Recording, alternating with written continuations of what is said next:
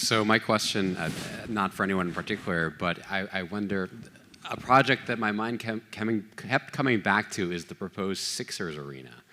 And I wonder if any of you, if you think it's a salvageable project, do you have any advice for any of the parties currently involved? Or if not, you know, what should go differently the next time this comes around? I can take that one. I'll tell you what I already told them. Maybe you shouldn't put a rendering in the Inquirer of a building that nobody knew was coming. I think this is a really good example of an announcement that was a little gun shy. I think, is it salvageable? I mean, sure. Like, the stadium could still happen. So we have to think of it as salvageable. I don't think we could put another thing on the same site and call it failed 4 years after it opened. We already have a building that's already doing that, and I think that's already controversial in the space. But I think to go in with an intentionality and be, again, that transparency that was brought up earlier by almost everybody on the stage with me did happen here, and it hasn't been happening ongoing. And so I think the response, the vitriol, is warranted. I think it's a neighborhood that's fought down similar projects more than once, and to come in and think that they were going to say, okay, this time I'm for it, was maybe a little tone deaf. I want to hit it real quick because I think it's really fascinating.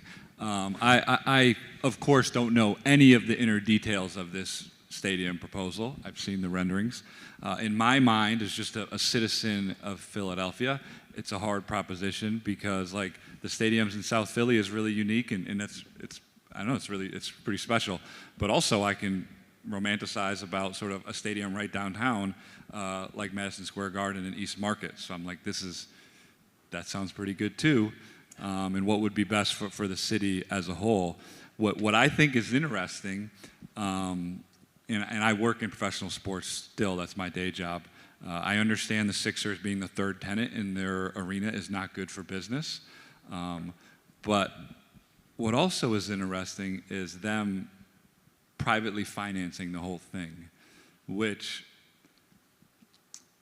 you know, if you follow stadiums for, you know, the last 30 years, you know, it's public money is really bad for, you know, the economy in the long run. There's the benefits don't outweigh the costs is sort of the modern take or the current take on this.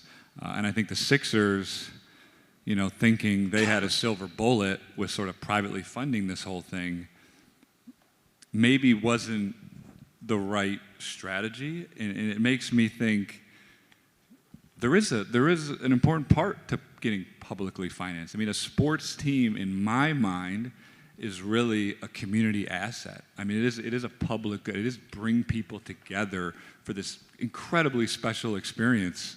And that's what sports does, and it's really powerful in this city compared to other cities. So I think it's just fascinating to me to think about this, again, not knowing any of the real details, but if they would have tried to get some part of it publicly financed, where would the conversation be right now? If they had to work for sort of that buy-in in the community on the ground. Something interesting to think about.